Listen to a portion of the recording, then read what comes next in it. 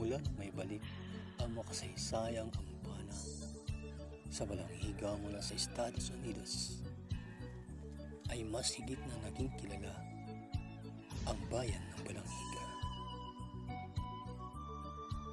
Bukod sa mga barangay na nasasakupan ng Balanghiga, ay merong isang barangay na tinatawag na Barangay Santa Rosa.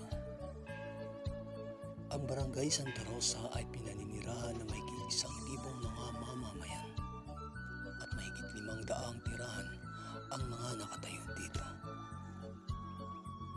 Ang kadalasan na pamumuhay ng mga nakatira dito ay magsasaka, gumagawa ng iba't ibang produkto tulad ng mga kakanin, tinitim, tutubagol at kung ano-ano pa. Kadalasan sa kanila ay mahuhusay sa sining, mapanggawang gawa, may pagkakaisa, may maayos na pakikitungo sa kanilang kapwa, at isa ako sa mga nakatira dito.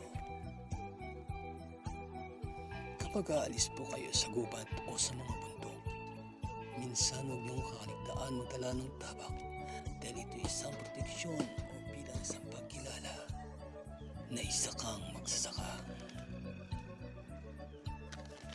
Ang lugar na ito ay may malalawak na kagubatan, malilinis na karagatan, mga ilog na pinahahalagahan at pinangangalagaan ng sambayanan.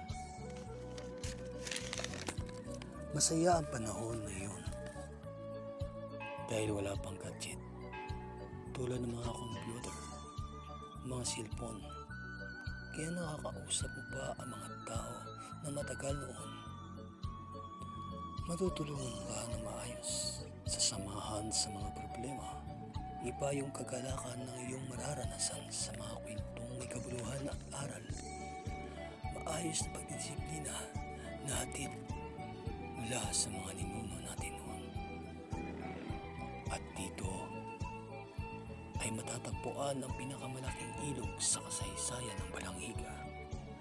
Walang iba kundi ang ilog ng Barangay Santa Rosa.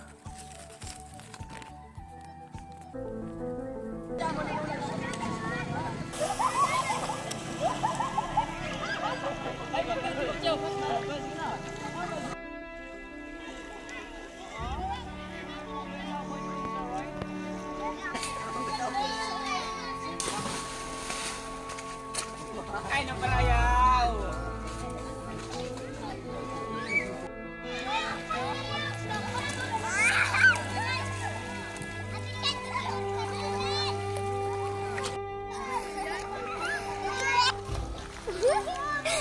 Oh, God.